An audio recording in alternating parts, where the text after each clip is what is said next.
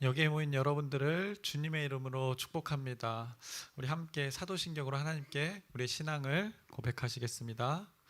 전능하사 천지를 만드신 하나님 아버지를 내가 믿사오며 그 외아들 우리 주 예수 그리스도를 믿사오니 이는 성령으로 잉태하사 동정녀 마리아에게 나시고 본디오 빌라도에게 고난을 받으사 십자가에 못 박혀 죽으시고 장사한 지 사흘 만에 죽은 자 가운데서 다시 살아나시며 하늘에 오르사 전능하신 하나님 우편에 앉아 계시다가 저리로서 산 자와 죽은 자를 심판하러 오시리라.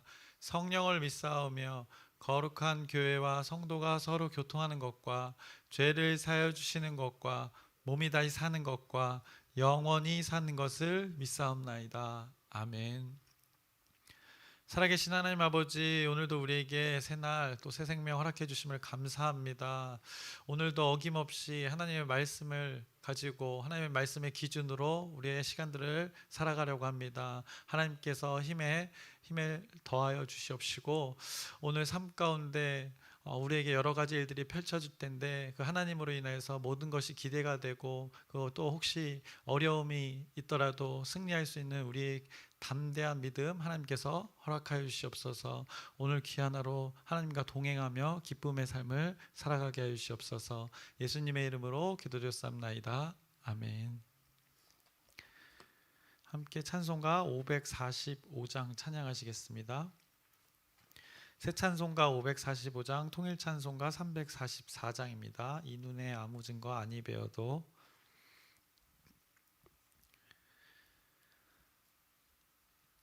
이 눈에 아무 증거 아니 배어도 믿음만을 가지고선을 걸으며 이 귀에 아무 소리 아니 들려도 하나님의 약속 위에 서리라. 걸어가세 믿음 위에 서서 나가세 의심 버리고 걸어가세 믿음 위에 서서 눈과 귀에 아무 증거 없어도 이 눈이 보기에는 어떠하든지 이미 얻은 증거대로 늘 믿으며 이 맘에 의심 없이 살아갈 때에 우리 소원 주 안에서 이루리. 걸어가세 믿음 위에 서서 나가세 의심 버리고 걸어가세 믿음 위에 서서 눈과 귀에 아무 증거 없어도 주님의 거룩함을 두고 맹세한 주 하나님 아버지는 참 미쁘다. 그 귀한 모든 약속 믿는 자에게 능치 못할 무슨 일이 있을까. 걸어가세 믿음 위에 서서 나가세 의심 버리고 걸어가세 믿음 위에 서서 눈과 귀에 아무 증거 없어도. 아멘. 오늘 함께 나누실 말씀은 열왕기하 4장 이제 38절부터 마지막 절 44절까지의 말씀을 나누겠습니다. 열왕기하 4장 38절부터 44장 4장의 이제 마지막 부분을 나누겠습니다. 이제 오늘 말씀은 두 가지 기적에 대해서 이제 말씀합니다. 그래서 엘리사가 앞서서 이제 갑절의 성령의 역사를 구해였을까요? 그래서 두 가지 기적에 대해서 오늘 나타나고 있습니다. 오늘 본문에. 그래서 엘리사의 그 사역에 계속된 그 사역을 성경이 말씀하고 있습니다. 엘리사는 지금 하나님의 그 일들, 하나님이 맡겨진 그 사역들을 계속해서 감당하고 있습니다. 엘리사가 먼저 그가 구했던 것은, 엘리야가 승천할 때 구했던 것은 갑절의 그 성령의 역사심이었습니다. 그래서 엘리사가 구했던 그 결과들이 오늘 성경에도 4장에서 계속 이렇게 사역의 양으로 봤을 때도 갑절이나 되는 것을 우리가 목격합니다. 그 엘리사가 계속해서 사역을 감당하고 있는데, 이제 오늘 본문에서는 엘리사가 이제 길갈이라는 곳에 가게 됩니다. 그곳의 상황도 성경이 말씀해주고 있습니다. 그곳의 상황은 흉년의 상태였습니다. 당시에는 뭐 농사나 목축업 이것이 주요 그들의 직장이었기 때문에 그 흉년이 들면 직장을 잃게 되는 상황이 벌어지는 것입니다. 뭐 당시에 뭐 알바라는 게 전혀 없었기 때문에 당장에 먹고 사는 그 문제가 시급한 시대였던 것입니다. 우리나라도 이 보릿고개가 있었습니다. 그 보릿고개라는 것이 사라진 것이 이제 얼마 되지 않습니다. 채 100년도 되지 않습니다. 6.25 아까도 이제 제가 이 보릿고개를 실제로 경험하지 못해서 두 분 권사님한테 여쭤봤었는데, 두 분은 보릿고개를 경험했다고 하셨습니다. 그래서 실제를 경험하셨던 것입니다. 그래서 그 가을 벼농사의 추수의 시간이 지나고 그 늦봄과 초여름에 그 밀의 그 열매가 또 맺혀지기까지 그 사이에 보릿고개라는 것이 존재했었는데, 먹을 것이 없어서 독사독식물이었나요? 하여튼 이름 모를 막 식물을, 알맹이도 없고 잎도 없는 그 식물을 그 보릿고개 때 드셨다고 고백을 또 간증을 또 하셨습니다. 그래서 소나무 껍질을 벗겨서 그 안에 것들을 먹고 이렇게 연하게 해서 막 끓여서 먹으셨었다고 경험을 얘기해 주셨습니다. 그런 것들이 소화가 잘 될 리가 없죠. 그래서 대부분의 막 변비가 걸리고 또 아니면 또 설사를 하게 되는 것입니다. 그래서 여기서 이제 뭐 똥꼬가 찢어지게 가난한다는 말이 나온 것입니다. 어떤 소화 안 되는 것들을 계속해서 그렇게 섭취하니까 배고픔만 달래는 것입니다. 위에 그 풍만함만 채웠을 뿐이지 실제로는 배부름이 아니었습니다.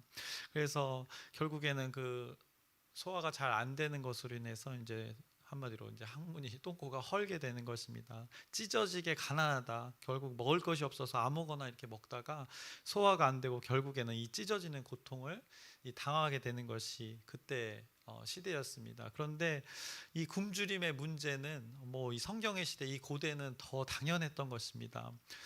엘리사의 사역 때 그 길 갈 때 그 흉년이 있었다고 했습니다. 그러면 그들의 그 먹을 것 없음, 그 배고픔의 고통은 매우 극심했을 것입니다.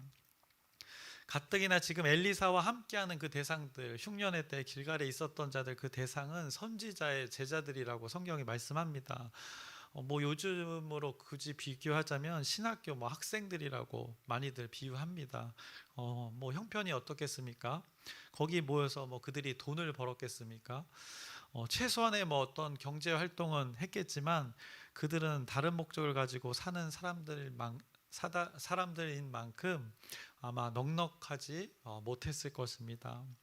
이 제자들이 이제 흉년이 들어 먹을 것이 없으니 이제 엘리사 스승만 바라보고 있는 것이었습니다. 아주 눈만 껌뻑껌뻑하고 있었던 것입니다. 이 100명이나 가까이 되는 제자들이 이 엘리사만을 바라보고 앉아 있었던 상황입니다. 그런데 엘리사가 그 지역의 어떤 유지도 아니고 지주도 아니고 지금으로 말하면 건물주도 아니고 그것이 흉년이면 엘리사도 마찬가지로 어려웠을 것입니다. 그런데 제자들이 바라보고 있으니 먹여 살려야 하니 그가 말하기를 큰 솥을 이제 걸고 국을 끓이라고 말합니다.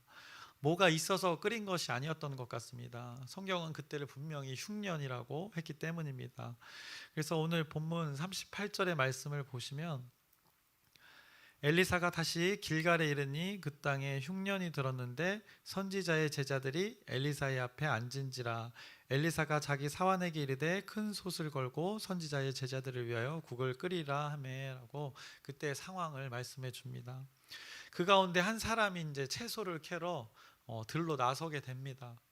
흉년인데 그 땅에 뭐가 있겠습니까? 아까 권사님이 고백했듯이 잎이 있어도 잎이 있는 것이 아니고 뿌리가 있어도 뿌리가 있는 것이 아니었습니다. 아무튼 그 한 사람이 뭘 따서 옷자락에 이렇게 하여튼 채워서 돌아왔다고 합니다. 그리고 그걸 가지고 국을 끓였습니다. 그리고는 제자들에게 나누어 줬습니다. 그런데 웬걸 먹다 보니 이 쓴맛이 나면서 뭔가 잘못됐다는 것을 그 제자들이 먹는 자들이 느꼈던 것입니다. 결국 독이 있다는 것을 알게 되었습니다. 그것이 39절부터 이제 40절에 말씀합니다. 한 사람이 채소를 캐러 들에 나가 들 포도덩이 굴을 만나 그것에서 들 호박을 따서 옷자락에 채워 가지고 돌아와 썰어 국 끓이는 솥에 넣되 그들은 무엇인지 알지 못한지라. 이에 퍼다가 무리에게 주어 먹게 하였더니 무리가 국을 먹다가 그들이 외쳐 이르되 하나님의 사람이여 솥에 죽음의 독이 있나이다 하고 능히 먹지 못하는지라. 그들도 무엇인지 알지 못하는 그 풀을 가져다가 그냥 먹고 살기 위해서 어쨌든 지금 끓인 것입니다. 먹을 수 있는 식물이 아니었던 것입니다. 지금 한 사람이 나가서 채소를 캐러 들로 나갔습니다. 흉년의 때였기 때문에 뭐가 남아 있었던 것이 없었을 것입니다. 근데 남아 있었다면 뭐 아까도 계속해서 반복해서 말씀드리지만 먹을 수 없는 것들이 남아 있었던 것입니다. 그 가운데 선지자의 제자들이 이제 엘리사만을 바라보고 있었던 것입니다. 그들도 하나님의 선지자의 어떻게 보면 제자들이었습니다. 하나님을 믿는 자들이었습니다. 그러면 어떻게 보면 그들도 하나님께 구하면 되지 않았을까라는 질문도 해보게 됩니다. 그런데 그들은 엘리사만을 바라보고 있었습니다. 아마 그들도 앞서 있었던 그 기적의 소리를 기적의 소문들을 아마 제자들도 그 길갈에서 들었을 것입니다. 앞서 있었던 기적, 그 과부가 가져온 그릇에 그 기름이 채워지는 놀라운 역사, 아들이 없던 자에게 또 아들을 주시는 그 생명의 창조의 역사를 그들이 아마 들었을 것입니다. 또 거기서 끝이 아니라 그 아들이 질병으로 죽게 되자 또다시 그를 살리는 그 재창조의 역사를 그 선지자의 제자들이 아마 소문으로 들었을 것입니다. 그래서 엘리사가 그 흉년의 때 길갈에 자신들에게 찾아왔을 때 엘리사만을 바라보며 기다릴 수밖에 없었던 것입니다. 엘리사를 통한 하나님의 역사를 그들이 들었고 이제 오늘 그 들었던 것이 자신들 눈앞에 펼쳐지기를 하나님의 사람에게 기대했던 것입니다. 그리고 나서 그것이 이제 실제로 자신들 앞에 펼쳐지게 되는 것입니다. 그것이 41절을 보시면 엘리사가 이르되 그러면 가루를 가져오라 하여 솥에 던지고 이르되 퍼다가 무리에게 주어 먹게 하라 하매 이에 솥 가운데 독이 없어지니라 라면서 그들이 그 적은 한 사람의 분량을 가져왔지만 그 가운데 독이 있었고 먹지 못한다고 느꼈는데 그 가운데 가루를 뿌려서 독이 제거되고 그들이 이제 먹었다고 성경이 말씀합니다. 가루를 뿌려 독이 사라지고 그들이 모두 먹게 된 것입니다. 오늘 성경은 이 제자들의 숫자를 무리라고 표현했습니다. 근데 이제 뒤에 나오는 말씀을 보면 이 제자들의 무리가 100명 됩니다. 100명 정도 됩니다. 그들이 흉년의 때 들에 나가서 아무거나 한 사람이 캐왔는데 그것에 독이 있어서 먹지 못하는 상황이었습니다. 그때 가루를 뿌려 이 독을 제거하게 하고 모두가 이 먹었음을 성경이 말씀하는 것입니다. 여기서 잘 볼 것은 생략된 것이 많은 그 하나님의 기적을 보게 되는 것입니다. 분명 지금 제자들의 무리였습니다. 여러 명이었습니다. 이어지는 다음 기적이 또 나타나는데 그 대상의 인원이 정확하게 표현되어져 있습니다. 그래서 43절을 보시면 그 사환이 이르되 내가 어찌 이것을 100명에게 주겠나이까 하나라고 이렇게 고백했습니다. 결국 그 대상이 지금 100명이라는 것을 우리가 알 수 있습니다. 지금 국을 끓여 먹을 제자들의 무리가 100명이라는 것입니다. 그런데 분명히 성경은 말씀하지만 국을 끓이기 위해서는 채소를 캐러 간 사람은 한 사람이라고 했습니다. 그 한 사람이 캘 수 있는 양이 얼마나 되겠습니까?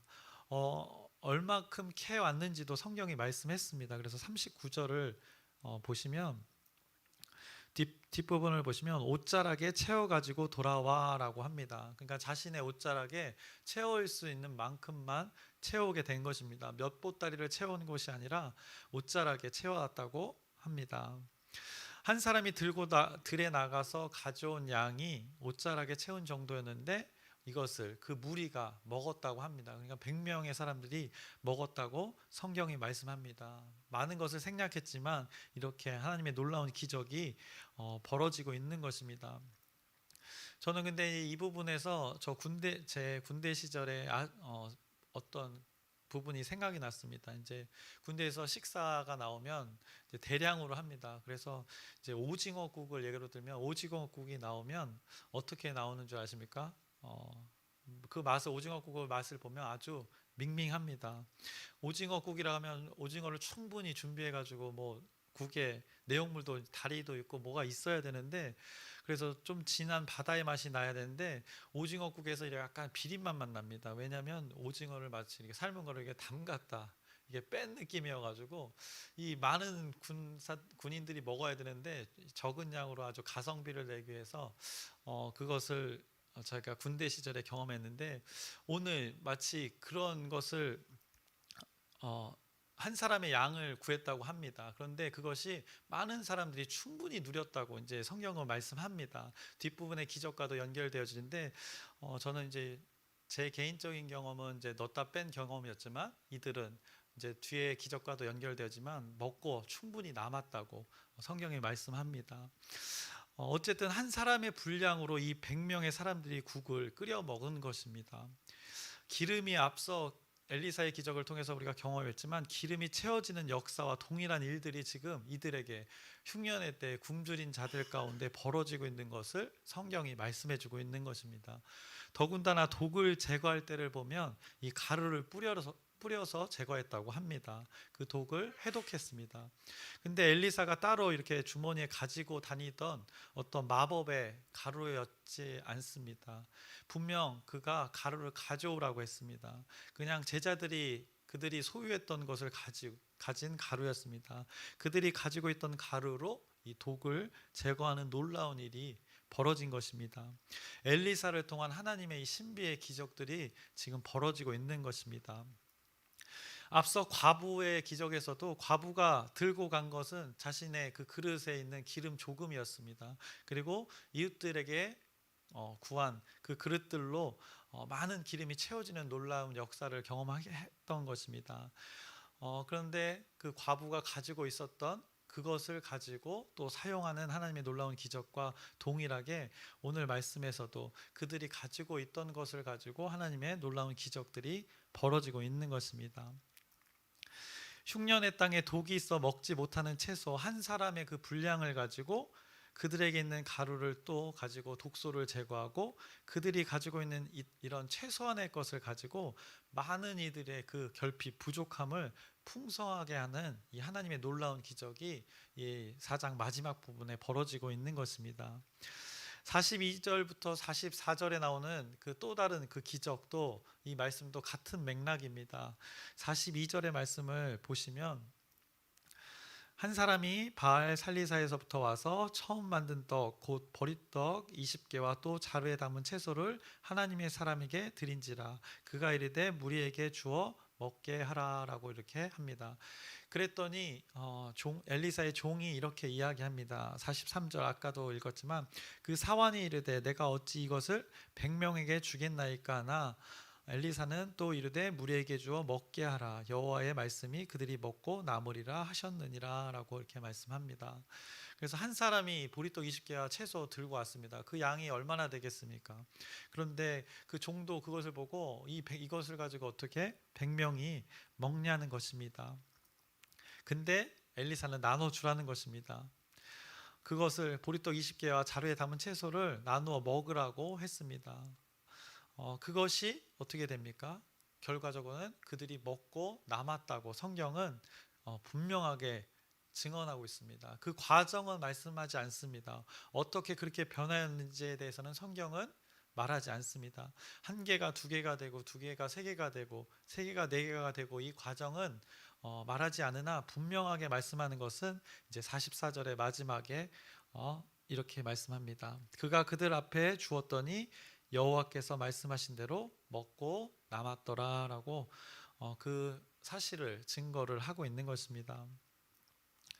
보리떡의 수가 어떻게 늘어나는지에 대해 그 과정에 대해서는 성경은 말씀하지 않습니다. 그러나 그 시작과 결과에 대해서는 분명하게 말씀합니다.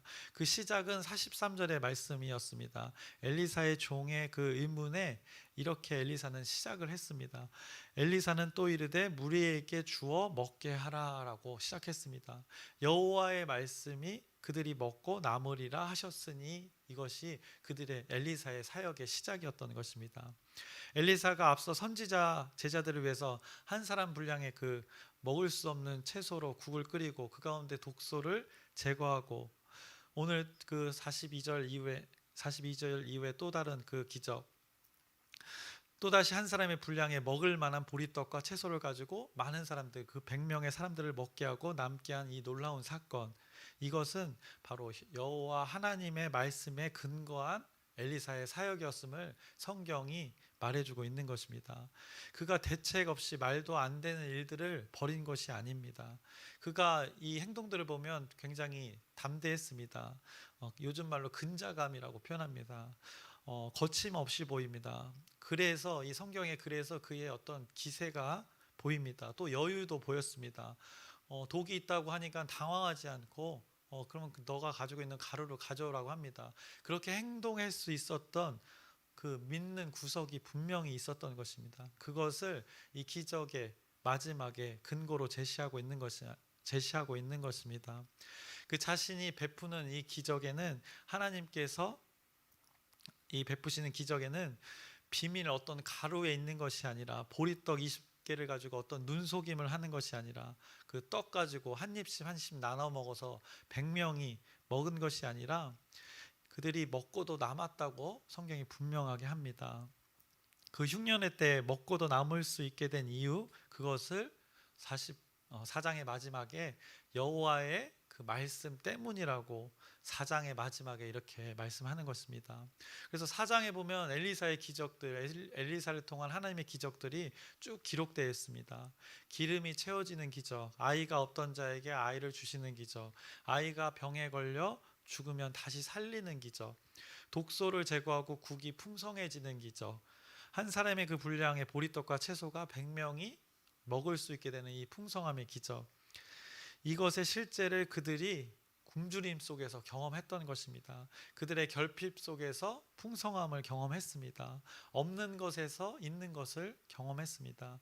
그런데 이 모든 사장의 기적의 근거를 마지막에 딱 이 한 문장으로 말씀하는 것입니다.